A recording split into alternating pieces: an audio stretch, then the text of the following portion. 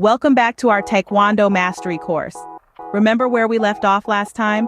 We were just getting to grips with the fundamentals of the white belt training. We learned about the importance of the proper stance, which is essentially the foundation of all our Taekwondo moves. We explored the front stance, the back stance, and the horse riding stance, each with its own purpose and use. We also dipped our toes into the world of Taekwondo kicks, focusing on the front kick and the side kick, practicing the precision and control required to execute them effectively. And let's not forget the punches we introduced, the straight punch and the uppercut, both essential tools in our Taekwondo arsenal. So we've covered stances, kicks, and punches, the core elements of our white belt training. With that quick refresher out of the way, we're ready to dive into today's lesson. Today, we're going to focus on a fundamental Taekwondo technique known as the roundhouse kick. The roundhouse kick, or dalyochagi in Korean, is one of the most versatile and widely used techniques in the Taekwondo arsenal. It's a powerful, dynamic move that can be used for both offense and defense, making it a critical component of any Taekwondo practitioner's skill set. In essence, the roundhouse kick is a circular kick where the practitioner strikes with the top of the foot or the shin. This technique is not just about power, it's also about precision and timing. A well-executed roundhouse kick can outmaneuver an opponent's guard and land a decisive blow. Now, you might be wondering, why is the roundhouse kick so important in Taekwondo? Well, the answer lies in its versatility. With a roundhouse kick, you can target different areas of your opponent's body, the legs, the torso, even the head. It's a move that can be adapted to fit whatever situation you find yourself in, whether you're sparring in a match or defending yourself in a real-world scenario. The roundhouse kick is also a great technique for controlling distance. It allows you to reach your opponent from a relatively safe distance, and at the same time, it can create space when you need it. In a match, the roundhouse kick can be a game changer. It's a technique that requires mastery of balance, coordination, and timing. When executed correctly, it can catch your opponent off guard, giving you the upper hand.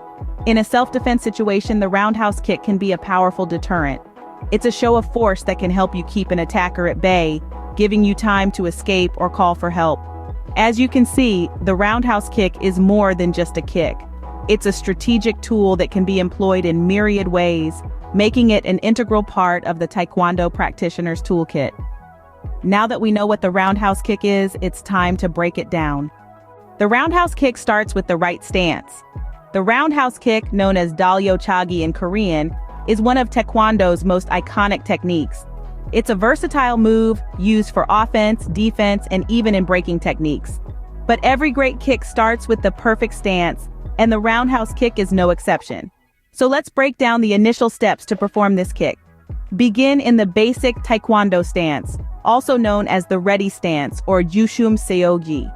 Your feet should be shoulder-width apart, knees slightly bent, and your body relaxed but ready to move. From the ready stance, the first step is to pivot on your front foot. Imagine you're squishing a bug under your foot. That's the kind of movement you need. This pivot is crucial. It's what gives the roundhouse kick its power and range, and it also helps protect your knee from injury. Now let's talk about your back foot, the one that's going to do the kicking. As you pivot on your front foot, your back foot should lift off the ground, knee bent and foot pulled towards your rear. This is often referred to as the chamber position. Think of it as coiling a spring. You're gathering energy to release in your kick. Your upper body also plays a role in the roundhouse kick. As you pivot and lift your kicking foot, your body should turn slightly, facing the direction of the kick. Your arms should be up, protecting your face, and your gaze should be fixed on your target. Remember, the roundhouse kick is not just about power, it's about precision, speed, and control. Every movement should be fluid and purposeful. So there you have it. The initial steps to performing the roundhouse kick: the stance, the pivot, the chamber, and the body turn. Practice these steps until they feel natural. The best kicks are those that come instinctively, without a second thought. That's the start of the roundhouse kick, but we're not finished yet. With the correct stance and initial movement down, we can now move on to the actual kick. The roundhouse kick, or dalyochagi, is one of Taekwondo's most iconic moves. It can be a powerful defense and a surprising attack, but to master it, you need to understand its mechanics. First, let's talk about form. The power of a roundhouse kick comes not just from your leg, but from your whole body. Begin with your knee bent, foot flexed, and toes pulled back. Your foot should be turned slightly outward, preparing to rotate your hips. Remember, the leg you're kicking with is not the only one working. Your support leg needs to pivot, turning on the ball of your foot. This pivot is crucial, allowing your body to harness its full power and giving your kick the reach it needs. Next, let's discuss the aim. You're not just kicking in the general direction of your opponent. You're targeting specific areas to maximize the impact. The ideal targets are the opponent's chest or head. However, make sure to practice at different heights.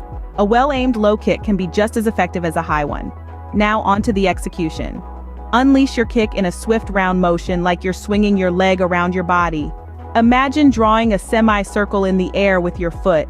Your kicking leg should whip around, powered by the pivot of your support leg and the rotation of your hips. Make sure to snap your leg back after the kick, returning to your initial stance. This not only prepares you for the next move, but also helps maintain balance.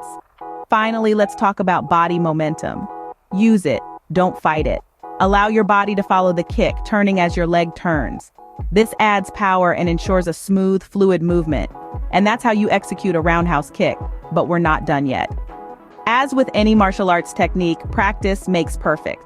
Let's take a moment to reflect on the roundhouse kick, a fundamental aspect of Taekwondo. It's not just about landing a kick, it's about precision, control, and understanding the mechanics behind each movement. When practicing, always prioritize safety. Ensure you have enough space around you to avoid any accidents. If possible, practice with a partner who can provide feedback. But if you're alone, a mirror can be a great tool to check your form. Now let's revisit the key points of the roundhouse kick. Start with your fighting stance.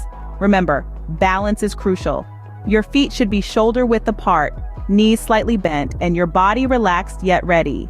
Next, the turning of the body. This isn't just for show, it's to generate momentum for your kick. As you turn, your body should be fluid, not rigid. Then the actual kick. It's not a simple swing of the leg. Extend your leg fully, striking with the instep. The power of the kick comes from your hips, not just your leg. Make sure your other foot pivots, allowing your body to turn. And finally, the retraction. Don't let your leg drop after the kick. Instead, pull it back quickly and return to your fighting stance. This not only prepares you for the next move, but also helps maintain balance and control. Remember, each step is important. Don't rush through them. Take your time, practice each step individually, and then combine them. It's about smooth transitions, not speed. And most importantly, patience. You won't get it perfect on the first try or the second or even the third. That's okay. This is a process, a journey of self-improvement and discipline. Keep practicing, stay consistent, and you'll see progress. Remember, mastering Taekwondo is a journey, not a destination. Keep practicing, stay safe, and we'll see you at our next lesson.